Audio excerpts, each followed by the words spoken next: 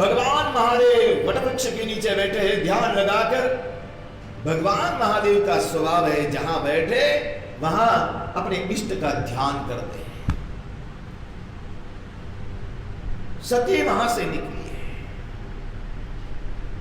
मन ही मन सती सोचती है इस घटना का पता भगवान महादेव को नहीं होगा,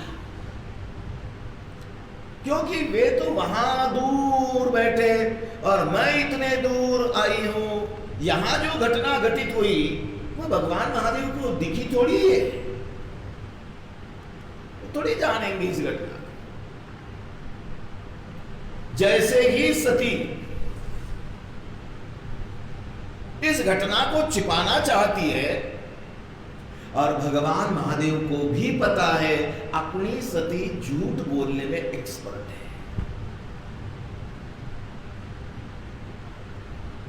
इसलिए प्रत्येक नारायण प्रत्येक महादेव अपने सती से सच जब उगलवाना चाहता है तो एक अलग पद्धति से पूछता है, मैं जो पूछूंगा वो सच सच बताना, क्योंकि उसे पक्की गारंटी है कि ये हरदम झूठ बोलती है। इसलिए भगवान महादेव ने पूछा, हो गई परीक्षा लेना, ले ली परीक्षा। सती ने कहा, आपको किसने कहा कि मैं परीक्षा लेने गई थी? बोले, फिर इतनी बड़ी यात्रा करने के लिए कहां गई थी? सती ने कहा, आपने जब प्रणाम किया तब मैं प्रणाम करना ही भूल गई थी, इसलिए 10 किलोमीटर की यात्रा करने गई थी प्रणाम करने।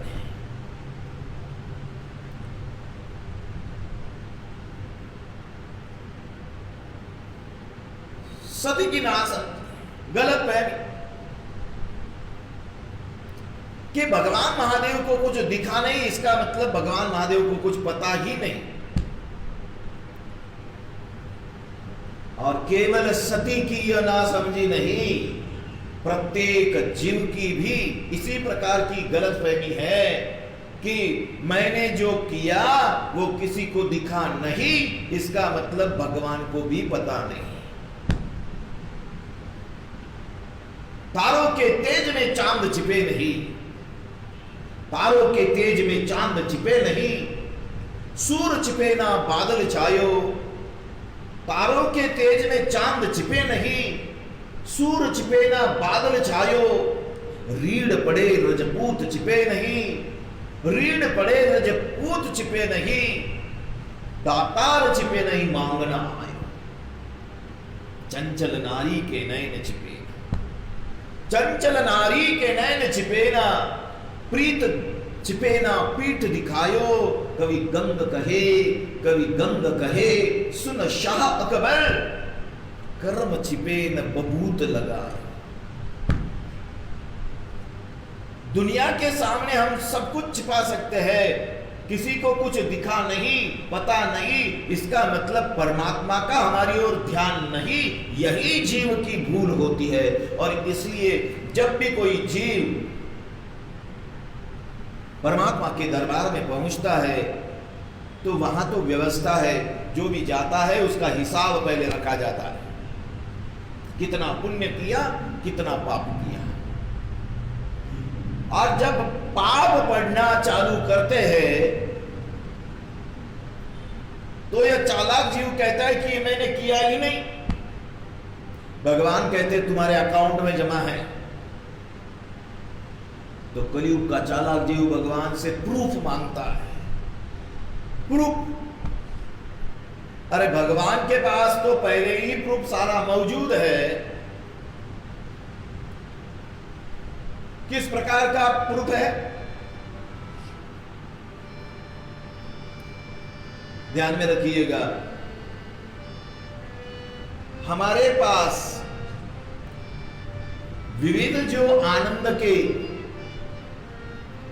जो क्षण होते हैं, उन क्षणों का हम चित्रीकरण करना चाहते हैं। विवाह के क्षणों का चित्रीकरण होता है, वो चित्रीकरण करने वाला कैमरा उसका मुख जिस दिशा में होता है उस दिशा का चित्रीकरण करता है, क्योंकि वो वन डायमेंशनल है। लेकिन भगवान के पास भी एक कैमरा है, वो मल्टी डायमेंशनल कैमरा है।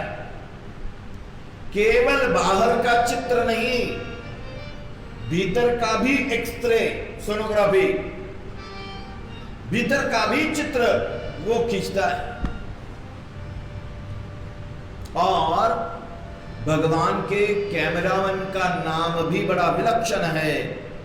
भगवान के कैमरामैन है चित्रगुप्त, जो व्यक्ति का गुप्त चित्र निकालते हैं, चित्रीकरण करते हैं, और व्यक्ति को पता ही नहीं चलता कि भाई सीसीटीवी कैमरा में मैं कैद हो रहा हूं। और भगवान के पास 14 गवाह है। जब कोई चालाक जीव कहता है कि मैंने ये किया ही नहीं, तब भगवान उन गवाहों को बुलाते हैं। सूर्य देवता, चंद्रमा, वायुदेव, जल देवता, भूमि देवता, इन सबको बुलाते हैं। और सबसे बड़ा साक्षी होता है तोरा मन दर्पण कहलाए,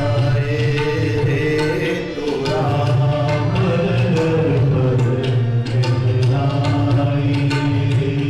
तोरा मन दर्पण कहलाए, तोरा मन दर्पण कहलाए। ओ भले सारे कर्मों को, भले बुरे सारे कर्मों को देखे और दिखाए, तोरा मन दर्पण कहलाए, तोरा मन दर्पण कहलाए। मन ही देवता, मन ही ईश्वर, मन से बड़ा न कोई। मन ही देवता, मन ही ईश्वर, मन से बड़ा न कोई। मन उजियारा जब जग फैले, जग उजियारा हो। मन उजियारा जब जग फैले, जग उजियारा हो। इस उजले दर्पण पर प्राणी, इस उजले दर्पण पर प्राणी, भूल ना जब में पाए, तोरा मन दर्पण कहलाए, तोरा मन दर्पण कहलाए। ओ सुख की कलिया, दुख के काटे, मन सबका था। दुख की कलिया, दुख के काटे, मन सबका था। मन से कोई बात छिपे ना, मन के रंग लगा। मन से कोई बात छिपे ना, मन के रंग लगा। जग से चाहे भाग ले प्राणी, जग से चाहे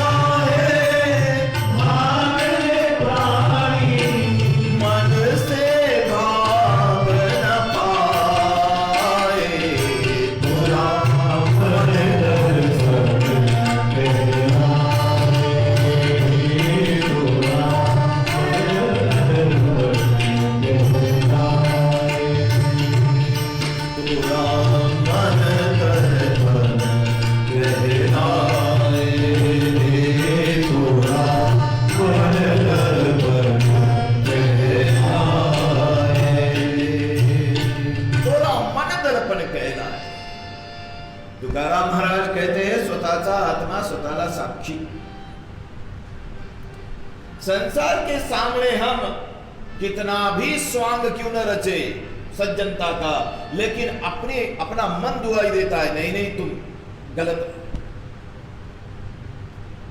संसार से चाहे हम कितनी बात छिपा सके, लेकिन परमात्मा के दरबार में कुछ भी छिपता नहीं। सती के मन में इसी प्रकार का विचार आया कि वे उधर बैठे मैं इधर, उनको क्या पता क्या हुआ। सती ने कहा कोई परीक्षा लेने नहीं गई थी, मैं तो प्रणाम करने गई थी। भगवान मुस्कुराए, जान गए, और मन ही मन भगवान महादेव ने संकल्प किया, मन ही मन सती का त्याग किया। एक दिन सती ही भेंट मोहि न आई। क्यों? अरे कुछ क्षणों के लिए भी क्यों न हो, सती ने सीता का मतलब मेरी मां का रूप धारण किया। अब इसके साथ अगर मैं गृहस्थाश्रम का सुख लेना चाहूं, होई अनैति मिटई भगति, यह अनिति हो जाएगी। मन से त्याग करते हैं भगवान। भगवान महादेव कैलाश पर आए हैं, समाधि लगाकर बैठ गए। सती मन ही मन पश्चाताप कर, सती जान गई कि मेरे स्वामी ने मेरा त्याग किया है। हर एक स्त्री जान जाती है। सती को पश्चाताप हुआ। अब सती ने जान लिया कि इस जन्म में पुनश्च मेरे स्वामी से मिलन होने वाला नहीं, इस प्रकार का गृहस्थ का सुख मुझे प्राप्त होने वाला नहीं है। इसलिए सती भगवान से प्रार्थना करती है, तो मैं विनय करऊं कर जोरी, छूटऊं बेगी देह मोरी, छूटऊं बेगी देह मोरी। हे परमात्मा, यह देह जल्दी छूट जाए और मेरे स्वामी की सेवा के लिए मुझे पुनश्च जन्म मिले और मैं मेरे स्वामी की सेवा में पहुंचूं।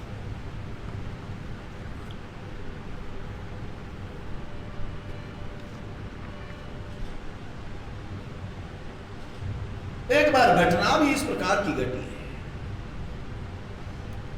भगवान महादेव समाधि में है और सती कैलाश पर विहार करती हुई, सती का ध्यान एकदम से आकाश की ओर गया। कुछ विमान वहां से जा रहे थे। सती बिलोके व्योम विमाना, जात चले सुंदर विधि नाना। विमानों को देखा, बड़े सुंदर विमान।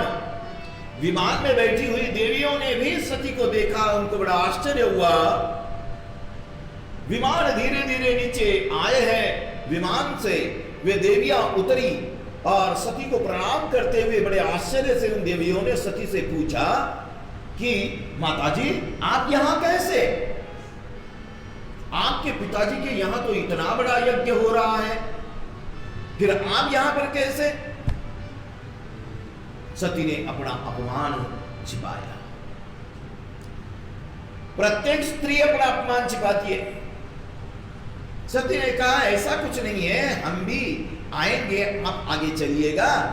महादेव समाधि में है ना, वे समाधि से जागृत हो जाए, फिर हम दोनों आएंगे। देवियां तो चली वहां से।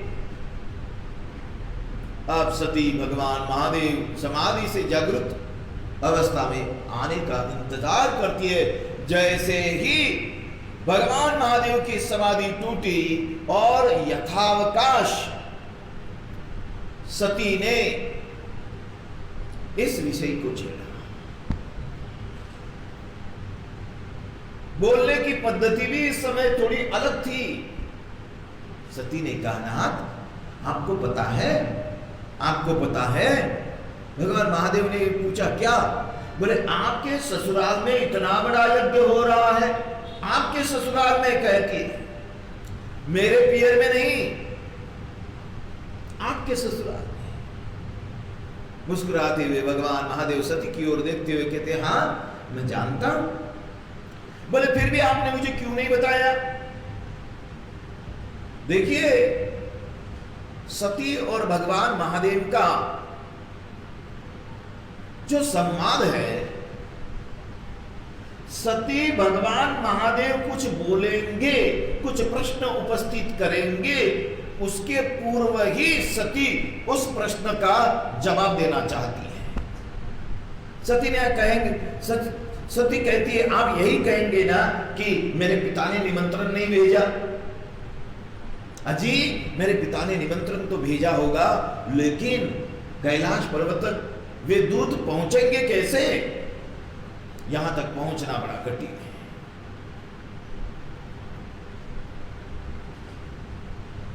हर एक स्त्री अपने पियर के प्रति आकर्षण रखती है। अन्य स्थानों में जाते समय उसका मन इतना प्रफुल्लित नहीं होता है। पियर जाने की एक अलग सी उत्कंठा होती है।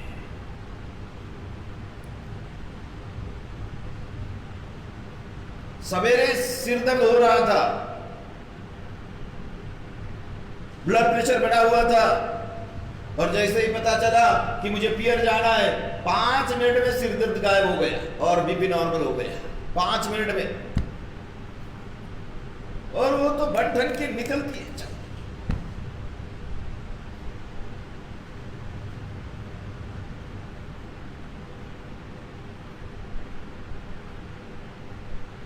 भगवान महादेव ने कहा, सती बात ये नहीं है, बात यह है कि तुम्हारे पिता ने हमें बुलाया ही नहीं है। तुम वृथा वाद प्रतिवाद मत करो। जानबूझकर तुम्हारे पिता ने हमें बुलाया नहीं है। मैं तुम्हारे पिता को भली भांति जानता हूं।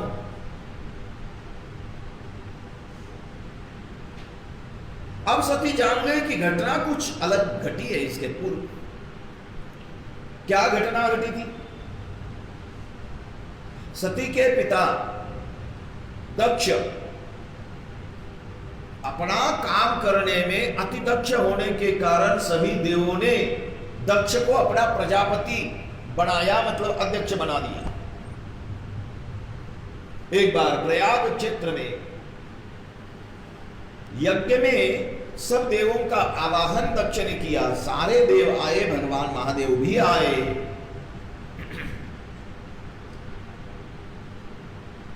सभा में सभी देव बैठे यज्ञशाला। थोड़े समय के पश्चात जब दक्ष का आगमन हुआ, सभी देवों ने अपने अध्यक्ष को उठकर प्रणाम करते हुए स्वागत किया, लेकिन भगवान महादेव जगह से हिले नहीं। इसका कारण था, भगवान महादेव जिस स्थान पर बैठते हैं अपने इष्ट देव के ध्यान में मग्न हो जाते हैं, उन्हें समाधि लग जाती है, और समाधि में कौन आया कौन गया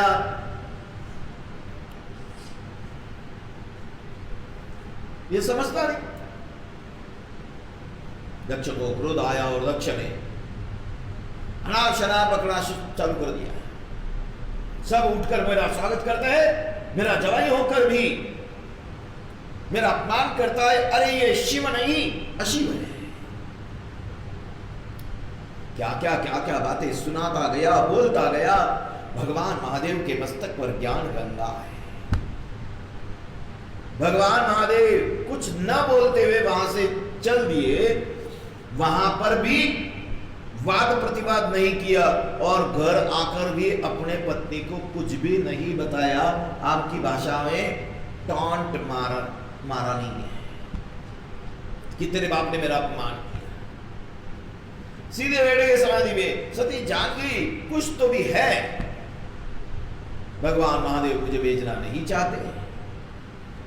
भगवान महादेव जानते हैं मेरा अपमान हुआ, मैंने तो सह लिया, लेकिन जब ये जाएगी और इसके पिता इसका जब अपमान करेंगे ना, ये सह नहीं पाएगी। इसलिए भगवान महादेव सती को समझाते हैं, कह प्रभु जाहु जो बिनहि बुलाए,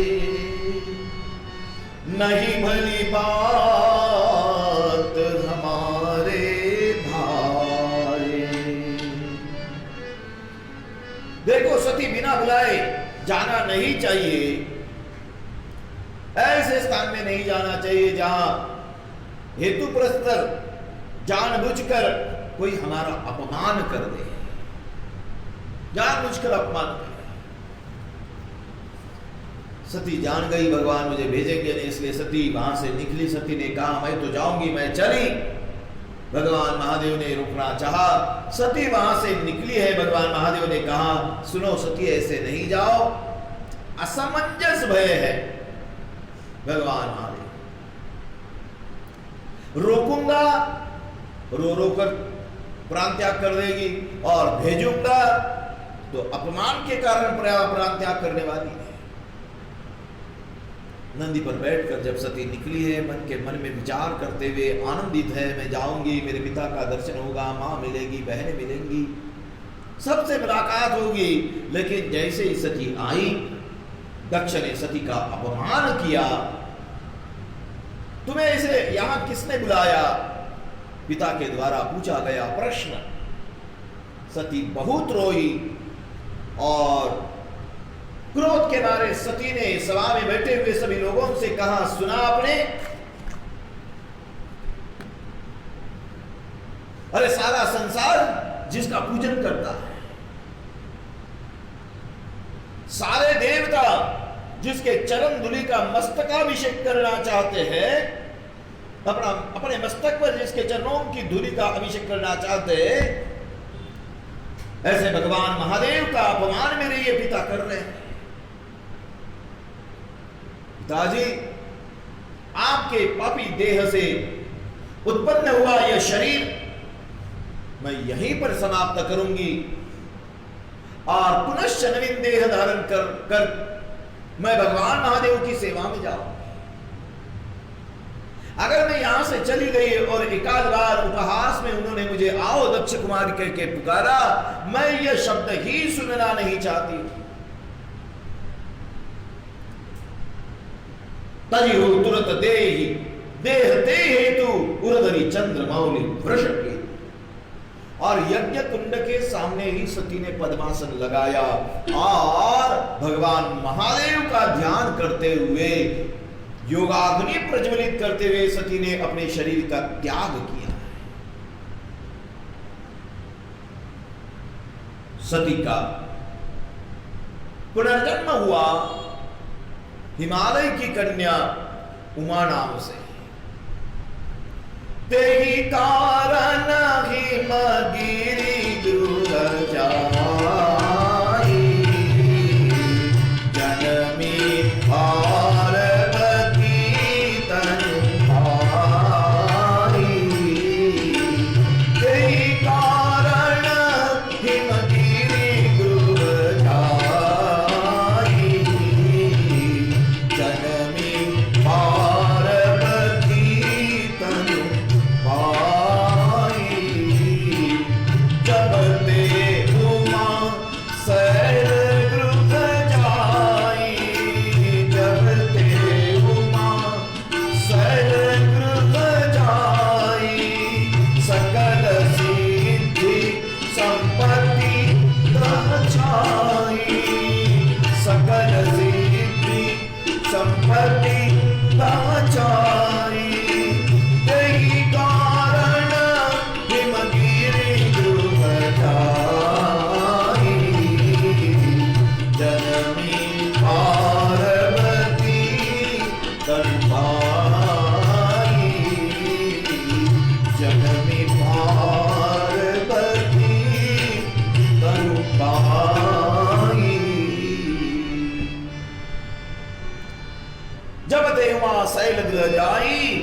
सकल सिद्धि संपत्ति तह छाए।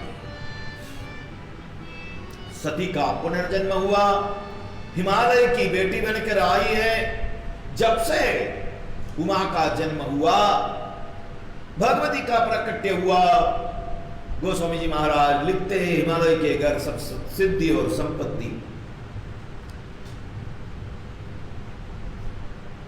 प्रकट हुई है।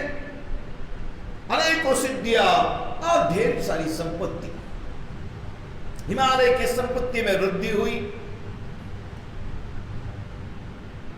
मुनियों ने अपने अपने आश्रम हिमालय में बनाए। एक बार नारद जी का आगमन हुआ, बालिका का नामकरण किया गया, उमा, अंबिका, भवानी। देवर्षि नारद कहते हैं ये सारे संसार में पूज्य होगी, इसका स्मरण करने से पातकों का विनाश होगा, इसका स्मरण करने से जीवन से सारे समुचे दुख नष्ट होंगे और इसका स्मरण करने से सुख की प्राप्ति होगी। होई पूज्य सकल जग माही, यही सेवत कछु दुर्लभ नाई। दुर्गा दुर्गति नाशिनी जय जय, काल विनाशिनी काली जय जय।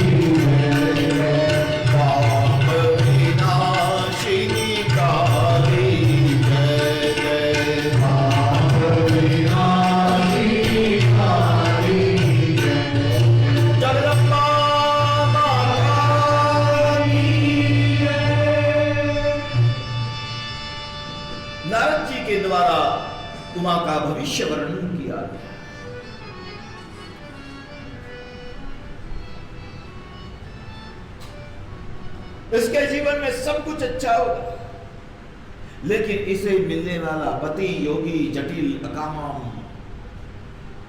नगन और अमंगल वेश वाला पति इसे प्राप्त होगा। हिमालय को बड़ी चिंता हुई। जोगी, जटिल, अकाम, मन, नगन, अमंगल वेश, अस स्वामी एक मिलई परिहस्त असिरे। नारद जी की वाणी सुन सबको बड़ा दुख हुआ।